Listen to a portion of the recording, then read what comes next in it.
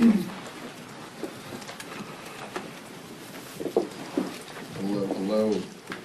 Hello, everyone. I'm honored to be here with Vice Chair Ted Lieu and DCCC Chair Susan Delbene after our meeting across the street this morning with our colleagues.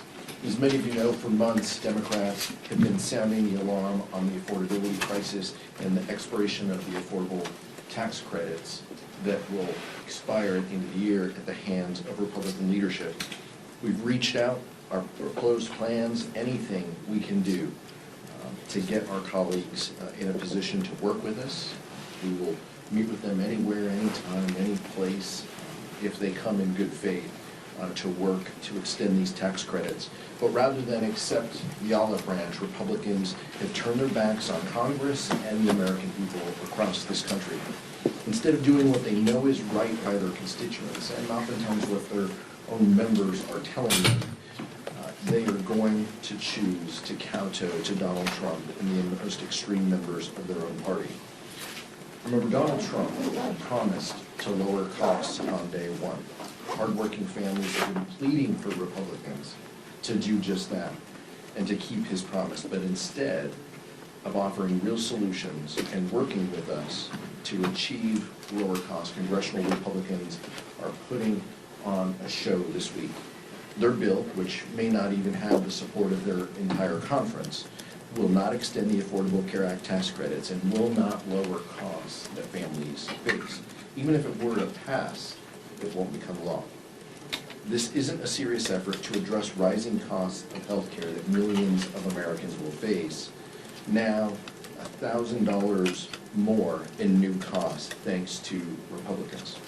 Meanwhile, Democrats on both sides of the Capitol have a solution we are on board with to extend the Affordable Care Act tax credits and ensure that Americans' premiums don't double, triple, or even quadruple. We only need 4 Republicans to join us. Time is still marching on while Republicans sit on their hands. The American people will pay the price for the inaction, and Republicans will no doubt pay a price at the ballot box next year. Next, I'll yield to Vice Chair Ted Lieu. Thank you, Chairman Aguilar. My heart goes out to the victims and the families and all those affected at the mass shooting at Brown University. I hope law enforcement catches the murderer soon and that that person is prosecuted to the fullest extent of the law. I also request the FBI director to stop putting out false information. It's not the first time he's done it.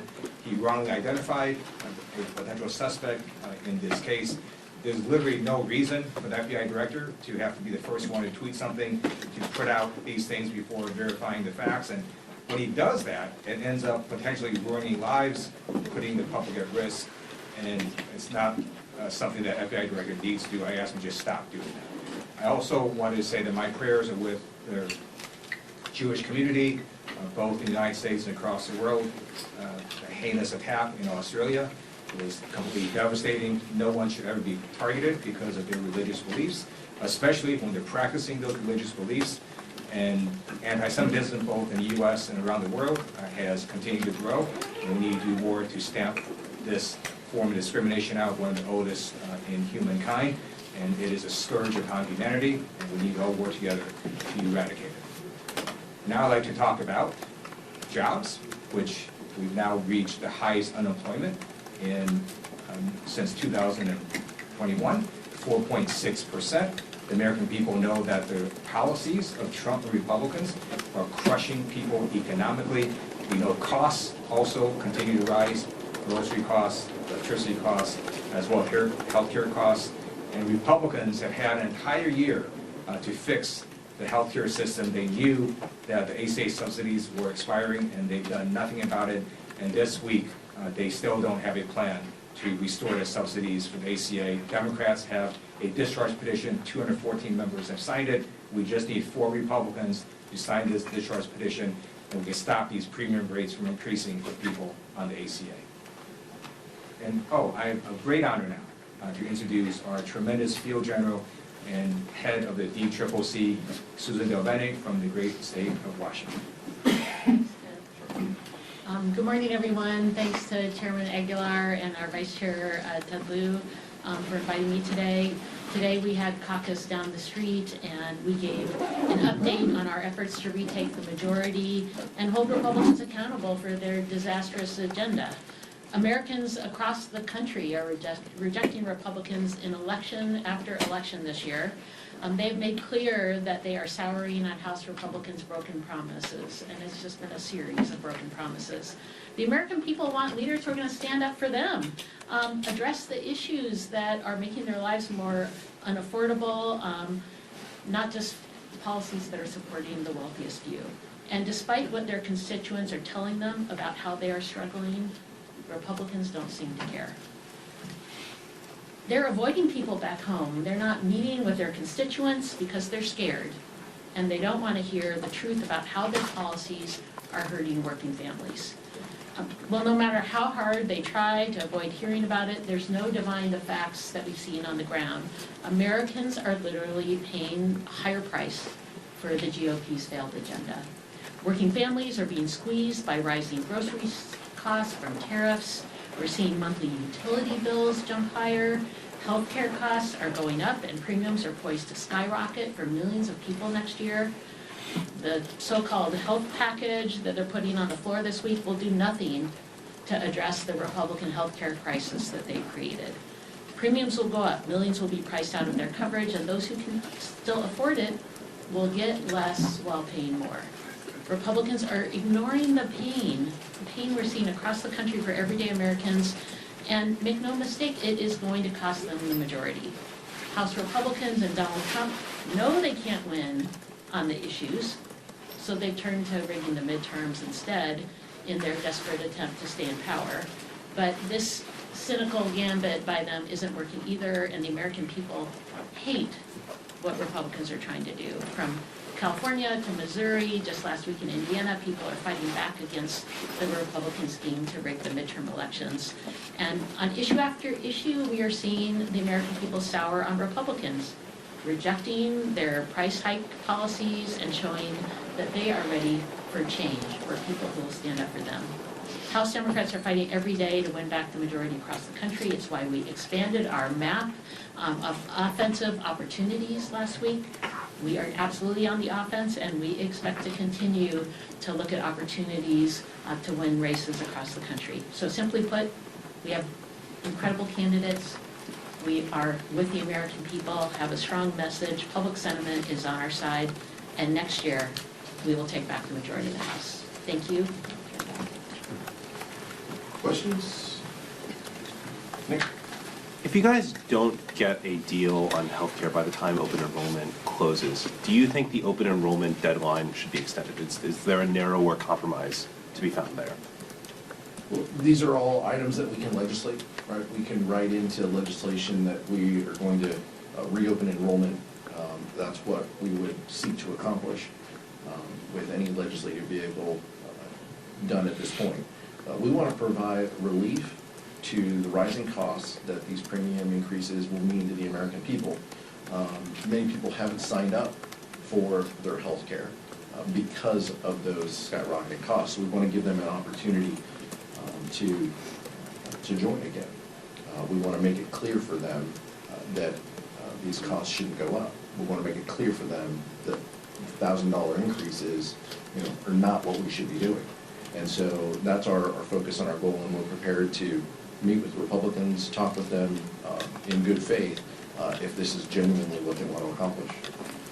Thank you, Mr. Chair. You mentioned that the bill that the Republicans plan to put on the floor this week will not make it into law even if it passes the House. Some of your Republican colleagues say the same thing about the Jeffries discharge petition, that even if you got 4 Republicans, it did not get, the 3-year extension didn't get 60 votes in the Senate last week. What's your response to that criticism? And then I have a question for Chair Delbene, if that's okay. Yeah, I'll let each of my colleagues also answer this one, because I think I think it's yet to be seen whether this can become law or not. You mentioned it didn't have 60 votes in the Senate, but it had a handful of Republicans, right? So let's talk with those Republicans. Let's talk with others. We only need a handful more over in the Senate for 3 years to become law. So let's find 4 willing to engage and sign this discharge petition, and then work on what we need to do to get a handful others in the Senate to come on board. But this is the closest path that we have in front of us. Other discharge petitions, 40, 50 signatures, that's fine, but this one we need full. So let's see what we have here. If Republicans, are serious about this, then they can sign our discharge petition and work with us in good faith. Seems like a reasonable place to land, given that their own leadership won't give them the time of day. We're happy to meet with them and talk with them about how we avoid increases to premiums that people have across the country. Vice Chair? And, yeah, Chair, you mentioned that you all expanded the map last week. I'm curious if the pending Supreme Court Section 2 decision of the voting rights case, have you made any contingencies for if the Supreme Court does end up overturning Section 2? How does that impact the map, given that you made those, offensive expansions last week? We're going to continue to stay updated on what happens with maps. Clearly, there are ongoing efforts. Republicans are looking at places like Florida, for example. So we're going to continue to update our map based on any changes that take place. And we will see what the Supreme Court decides. We'll start awaiting that decision, and how soon that will be or how late that will be will help us understand what impact it might have. But we understand we could hear any time on that, and we will wait to hear what the Supreme Court has to say. Thank you. You mentioned the other discharge petitions, which you don't seem to be in favor of, but those are closer to what the Republicans in the Senate have been talking about in their meetings yesterday and even while they were voting. Is there any chance that those move forward at all? Could Democrats get behind that to try and put the ball in the Senate's court? I don't speak Senate, I don't know what the Senate's working on. I've said that before, but what I said was, and I want to be very clear, House Democrats will engage with Republicans if they meet with us in good faith, if it extends the premium tax credits and saves money for the American people. That is our focus. The focus of the Affordable Care Act was to make sure that people weren't uninsured. At the time, we had 46 million people uninsured. We've got 20 million people uninsured now. The Affordable Care Act did that. Speaker Johnson might want to rewrite, history, but the Affordable Care Act did that. These premium tax credits did that. Expansion of Medicaid did that. Democrats' number one focus is ensuring that people are healthy and safe for them and their families. We want to avoid these increases that the American people are facing at the hands of Republican inaction. And we're willing to meet with Republicans and our colleagues. We continue to be open and have conversations with our colleagues about what the path forward is. What we're saying is this is the fastest and soonest path. 4 signatures, we've pushed it on the floor. Speaker Johnson, just like he did with the Epstein petition, could choose to put this on the floor once it has 218 signatures. He could do this. He is choosing not to. But that inaction is exactly what the American people see is wrong with Washington, D.C. and wrong with Republicans. Thank you. So Republicans have a provision on their health bill around cost-sharing reductions that includes language around how states whose health plans cover abortion will be excluded from this type of funding. 13 states currently require insurance, including the ACA, to cover abortion. California, Washington are 2 of those. Can y'all respond to how Republicans' bill could potentially make it so that 13 states don't have that type of funding, which is used to lower premiums? Yeah. This just continues to be, and all of these, policies this is like the greatest hits of Republican healthcare solutions from like 2007. Right? These are all old recycled policies that never became law. The provision that you're talking about specifically, and Chair Delbene can talk to this from a Ways and Means perspective, is meant to be punitive to blue states who believe that women should have health care coverage and that those decisions should be between a woman and her doctor on what that coverage looks like. That is our core belief, and that is our focus. Republicans seem hell-bent on wanting to continue to assault that provision and ensure that politicians make choices about women's health care rather than doctors and women. And so that's unfortunate. But it isn't surprising, and like I said, these are all recycled provisions that haven't become law, that have been pushed back against even by Republicans in the past. And so this is a collection of pieces that Speaker Johnson feels will unite his party and his caucus, his conference, and we'll see if that's the case. They turn their back on moderates engaging in proposals that would provide health care and lower these premium tax, lowering these premiums that people pay. But we'll see what else. But generally, Republicans just take it. They'll just continue to vote, yes, because Donald Trump and Speaker Johnson tell them to. No, I mean, I agree. I think that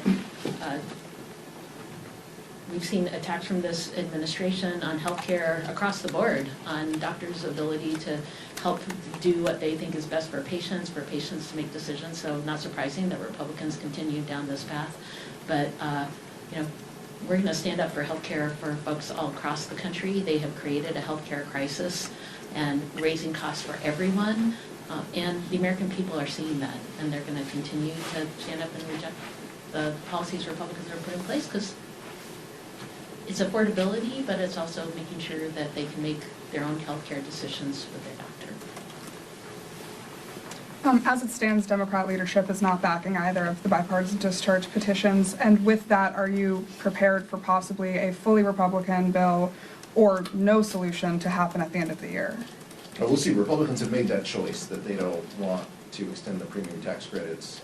They made that choice in the law. They made that choice during the shutdown. They made that choice each and every legislative day that we've had. They have known that these tax credits expire at the end of the year, and the tax credits that they chose to extend were all for billionaires and corporations. They chose to leave the American public out in the cold. And so they have made this choice.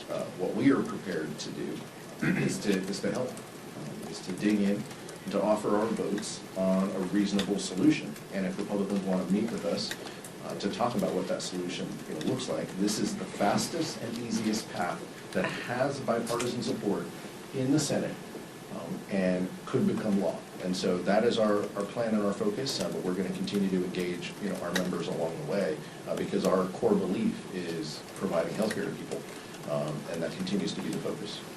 Thanks, Mr. Chairman. Two of the Republicans who theoretically could be the folks that would sign on to your all's discharge petition, Representative Kiley and Representative Bacon in the last 12 hours have told me, look, we don't believe that Democrats actually want a solution. They think that Democrats just want to run in 2026 on the health care issue. What's your response to that? Completely false. I mean, that could be what they tell themselves to put themselves to sleep at night. But that's not reality. Look, our core focus and our goal, we've been the ones who have been talking about this. During the government shutdown, when we're all here, we have been the party, we have been the people who have been saying the American people are getting left behind. You help billionaires and wealthy corporations at the expense of people, and that needs to change. We have to fix that. This deadline is coming on 12/31. Join with us. Where was the Bacon and Kiley amendment to the Big Ugly Bill? They signed a letter or something like that telling the president not to cut these things. Big deal. Like, they sign letters all day long to absolve themselves of, cutting people's health care. Meet with us, work with us, come to the table and bring your ideas. But more importantly, don't just bring your ideas, bring your ability to tell your leadership no. And it shouldn't take somebody who's walking out the door and has one foot out the door to speak up against the president and their own party when it comes to health care. If there's serious folks on the other side of the aisle, and you can probably count them on two hands, then we're willing to engage with them. The Democratic solution is very simple: extend the ACA tax credits. That is the solution. There's 214 signatures on a discharge petition. And let me just talk about what the Republicans have done. Nothing, right? They knew that these tax credits were expiring at the end of this year. What they would normally do, if you actually want a solution, you might actually have held hearings. You might actually have had folks testify. You might have actually tried to put together a plan.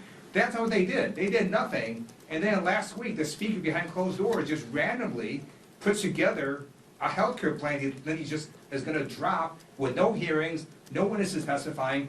That's why it's going to fail. They were never serious about doing this. The As the chair said, the easiest solution is to just sign the discharge petition to extend the ACA tax credits. Mike? Thank you, Mr. Chairman. Same topic, and not to beat this to death, but, you know, mathematically you are correct. 214 is more than the other ones have, but a lot of Democrats are telling us that they're just waiting. They would love to sign them, but they're just waiting for the green light from leadership. So the numbers on the other ones could go up very, very quickly if you guys got behind them. So is there a point this week where if you don't get those 4 signatures from Republicans on your 3-year extension, that you say, okay, green light, you guys can sign and we'll all get together and we can hit 218 pretty quickly? Yeah, anything can happen. Let's see what happens in rules. Let's see how the majority treats their own members who are bringing proposals to extend the Affordable Care Act tax credits. Let's see what that looks like. And let's see what emerges out of that and how these Republicans, feel. And if they're willing to, work with us and engage. But I want to be very clear again for the 4th time. We're willing to work with our Republican colleagues if they meet with us in good faith, if they want to extend the Affordable Care Act tax credits, if they want to stand up for people instead of the billionaire class that received trillions of dollars from this administration with their vote, we're willing to engage in that. But this can't be, just to help them sleep better at night. We got to have, meaningful solutions, and it's got to be real. Yeah, this is for Chairwoman Del Bene. Now that Brad Lander has entered the New York 10 primary, is the D-Trip going to get involved at all in that primary, helping Congressman Goldman? What would that look like? Our focus is on the swing districts, the purple districts across the country. You can see our map supporting our frontliners who are in really tough seats in terms of being reelected. And our offensive map, as I was talking about earlier, which is focused on the purple districts we can flip. So that is our top priority. We are going to continue to focus on making sure that we take back the majority. That's our goal. So no involvement in New York 10 probably. But we have, from the Democratic caucus broadly, we have folks across our caucus who will be supporting our colleagues to make sure that they have strong elections too. Our focus at the D-Trip in particular is on purple districts. The DCCC's focus is 218, and in 45, 46 weeks, whatever it is, Susan Del Bene will be here with Speaker-elect Hakeem Jeffries, Speaker designee Hakeem Jeffries, and we're happy to talk about that races. And my expectation at that point is that Dana Goldman is a member of the caucus and voting for Hakeem Jeffries. Candidates face primaries, members face primaries. That's the nature of the political system that we're in. We're big D Democrats, and oftentimes that happens. Many of us got here by surviving primaries and having competition. So we're excited about the year ahead. We're thankful for all of you and the work that you do each and every day in representing and communicating to our communities and across this country. We wish you all the best this holiday season and look forward to seeing you next year in the election year. Thank you so much. Thank you, Mr.